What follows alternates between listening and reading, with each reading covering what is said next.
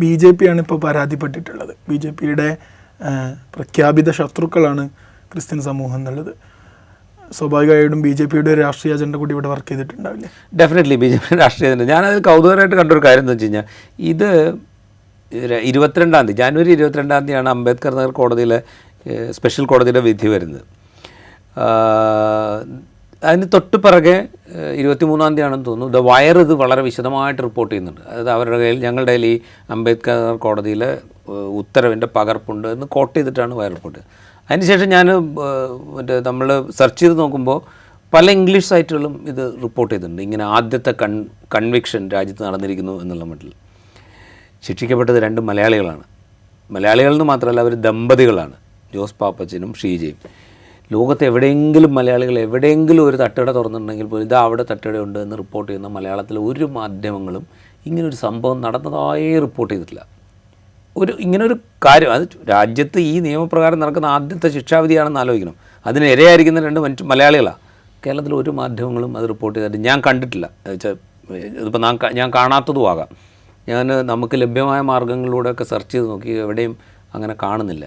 AI ടൂളുകൾ വരെ മലയാളത്തിൽ ഇത് റിപ്പോർട്ട് ചെയ്തതായിട്ട് പറയുന്നില്ല. അത്രയല്ലേ നമുക്ക് സെർച്ച് ചെയ്യാൻ പറ്റുള്ളൂ. ചിലപ്പോൾ റിപ്പോർട്ട് ചെയ്തിട്ടുണ്ടാവും, നമ്മൾ കാണാത്തതാവാം, AI കാണാത്തതാവാം. പക്ഷേ നമ്മുടെ കാഴ്ചയിൽ ഇത് വന്നിട്ടില്ല. അപ്പോൾ ഇത് BJPയുടെ പൊളിറ്റിക്കൽ അജണ്ട അവിടെ ഒന്നായിരിക്കും, അവിടെ മറ്റേ ഉത്തർപ്രദേശിൽ ഒന്നായിരിക്കും. കാരണം വെച്ച് കഴിഞ്ഞാൽ ഉത്തർപ്രദേശിൽ ക്രിസ്ത്യൻ പോപ്പുലേഷൻ എന്ന് പറയുന്നത് ഏതെങ്കിലും ഒരു മണ്ഡലത്തിലെ ജയപരാജയങ്ങളെ നിർണ്ണയിക്കാൻ പാകത്തിൽ ശക്തമായ ഒന്നേയല്ല. അപ്പോൾ അതുകൊണ്ട് അവർക്ക് അവിടെ വളരെ ഗംഭീരമായിട്ട് അത് ചെയ്യാം. ഇവിടെ ഇത് അറിയിക്കാതിരിക്കുക, കേരളത്തിൽ ഇത് അറിയിക്കാതിരിക്കുക എന്നുള്ളത് ഒരു പൊളിറ്റിക്കൽ അജണ്ടയാണ്. കാരണം കേരളത്തിൽ ഒരു സൈസബിൾ പോപ്പുലേഷൻ ക്രിസ്ത്യൻസ് ഉണ്ട്. അവർ കേരളത്തിലെ ഒരു 10-15 മണ്ഡലങ്ങളോ 15 മണ്ഡലമോ 20 മണ്ഡലമോ എന്നുള്ളത് വേറെ കണക്ക്.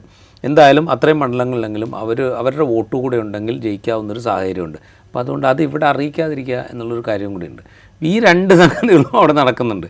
BJPക്ക് ഇവരെ ടാർഗറ്റ് ചെയ്യുകയും വേണം, എന്നാൽ അവരുടെ വോട്ട് കൊണ്ട് ജയിക്കുന്ന സ്ഥലങ്ങളിൽ ഇത് മറച്ചു വയ്ക്കുകയും വേണം. ഈ പണി വളരെ ഭംഗിയായിട്ട് ചെയ്യുന്നുണ്ട്. അതിന് നമ്മൾ അറിഞ്ഞോ അറിയാതെയോ മാധ്യമങ്ങൾ ആ പണി വൃത്തിയായിട്ട് എടുത്തു കൊടുക്കുകയും ചെയ്യുന്നുണ്ട്. പിന്നെ വേറൊരു കാര്യം കൂടി നമ്മൾ ആലോചിക്കണം.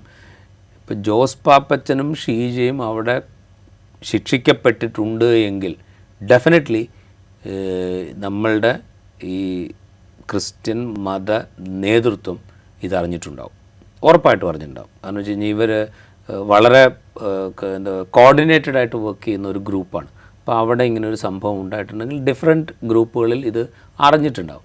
കേരളത്തിൽ ഏതെങ്കിലും ഒരു റിലീജിയസ് ലീഡർ ഇതിനെക്കുറിച്ച് സംസാരിച്ചായിട്ട്, ക്രിസ്ത്യൻ റിലീജിയസ് ലീഡർ ഇതിനെക്കുറിച്ച് സംസാരിച്ചായിട്ട് ഇതുവരെ നമ്മുടെ അറിവില്ല. എന്തുകൊണ്ടാണ് അവർ സംസാരിക്കാതിരിക്കുന്നത്?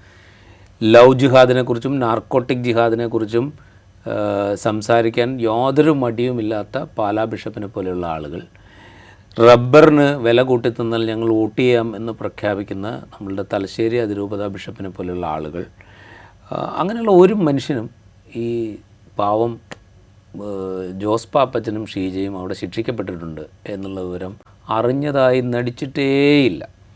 ഇത് ഭരണഘടന നൽകുന്ന ഒരു അവകാശത്തിന് വേണ്ടി പ്രവർത്തിച്ചതിൻ്റെ പേരിലാണ് ഇവർ ശിക്ഷിക്കപ്പെട്ടത് എന്ന് വിമർശന ബുദ്ധിയോടുകൂടെ പറയാനുള്ള, ആരെയും കുറ്റപ്പെടുത്തണ്ട, വിമർശന ബുദ്ധിയോടുകൂടെ പറയാനുള്ള ഒരു ആത്മധൈര്യം പോലും ഇവരാരും കാണിച്ചിട്ടില്ല. അപ്പോൾ ഇത് കൃത്യമായ പൊളിറ്റിക്സാണ്, സംശയമൊന്നുമില്ല. BJPയുടേതായ കൃത്യമായ രാഷ്ട്രീയമുണ്ട്. അതെങ്ങനെയാണ് ചെയ്യേണ്ടത് എന്ന് അവർക്കറിയാം. അവർ മണിപ്പൂരിൽ കാണിച്ചുകൊണ്ടിരിക്കുന്നത് നമുക്കറിയാം. അതിൻ്റെ വേറെ പല രൂപങ്ങളാണ് നിയമവിധേയമായിട്ട് ഇത് ചെയ്തുകൊണ്ടിരിക്കുന്നത്. അത് മാത്രമല്ല, വേറൊരു കാര്യം കൂടെ നമ്മൾ ആലോചിക്കണം. ഭരണഘടന അവിടെ നിലനിൽക്കെ തന്നെ ഭരണഘടനയെ മറികടന്ന്, ഭരണഘടനയിലെ വ്യവസ്ഥകളെ മറികടന്നുകൊണ്ട് എങ്ങനെയാണ് നിയമപ്രകാരം കാര്യങ്ങൾ ചെയ്യുക എന്നവർ കാണിച്ചു തന്നുകൊണ്ടിരിക്കുക. ഇത് പല ഭാഗത്തായിട്ട് പല കേസുകളുണ്ട്. ഇതിപ്പോൾ ആദ്യമായിട്ട് ഒരാൾ ശിക്ഷിക്കപ്പെട്ടു എന്നുള്ളതുകൊണ്ടാണ് ഇത് പുറത്തേക്ക് വരുന്നത്. ഇത്തരം കേസുകളിൽ ഭൂരിഭാഗവും ആരോപിക്കപ്പെട്ട മനുഷ്യന്മാർ എന്ന് പറയുന്നത് ക്രിസ്തീയ വിശ്വാസികളായിട്ടുള്ള ആളുകളാണ്. അത് ക്രിസ്തീയ വിശ്വാസം പ്രൊപ്പഗേറ്റ് ചെയ്യാൻ ശ്രമിച്ചുകൊണ്ടിരിക്കുന്ന ആളുകളാണ്. ഇപ്പോൾ സാലിം ആദ്യം സംസാരിച്ചപ്പോൾ പറഞ്ഞില്ലേ, അതായത് ഇവരുടെ ക്രിസ്മസിന് കേക്ക് കെട്ടിയത് കാര്യം പറഞ്ഞില്ലേ. ക്രിസ്മസിന് കേക്ക് കെട്ടിയത് കാര്യം മാത്രമല്ല, ഉത്തർപ്രദേശിൽ വേറൊരു ഇതേപോലെ ക്രിസ്തീയ വിശ്വാസം പ്രൊപ്പഗേറ്റ് ചെയ്യുകയും ആദിവാസികൾക്കിടയിൽ പ്രവർത്തിക്കുകയൊക്കെ ചെയ്യുന്ന ഒരു പാസ്റ്ററും അദ്ദേഹത്തിൻ്റെ ഭാര്യയും അവർ ദത്തെടുത്തൊരു കുട്ടിയുടെ ബർത്ത്ഡേ സെലിബ്രേഷനിൽ കേക്ക് കട്ട് ചെയ്യാൻ തീരുമാനിച്ചു. കേക്ക് കട്ട് ചെയ്തപ്പോൾ പരിസരത്തുള്ള ആളുകളെയൊക്കെ വിളിച്ചു, പരിചയമുള്ള ആളുകളെയൊക്കെ വിളിച്ചു. അപ്പോൾ ഈ ചടങ്ങ് പോലും ക്രിസ്ത്യാനിറ്റിയിലേക്ക് കൺവേർട്ട് ചെയ്യാനുള്ള പരിപാടിയായിരുന്നു എന്ന് പറഞ്ഞിട്ട് കേസെടുത്തിട്ടുണ്ട്. കാരണം ഈ കേക്ക് കട്ട് ചെയ്യലൊരു പ്രലോഭനമായിരുന്നു എന്നാണ് പോലീസ് പറയുന്നത്. അങ്ങനെയാണ് നിയമത്തെ വ്യാഖ്യാനിക്കുന്നത്. അപ്പോൾ അങ്ങനത്തെ സംഭവങ്ങൾ അവിടെ ഉണ്ട്. ഈ സംഭവങ്ങൾ അറിയാത്തവരല്ല കേരളത്തിലെ ക്രിസ്ത്യൻ നേതാക്കൾ, പക്ഷേ അവരതിനോട് റിയാക്ട് ചെയ്യുന്നില്ല.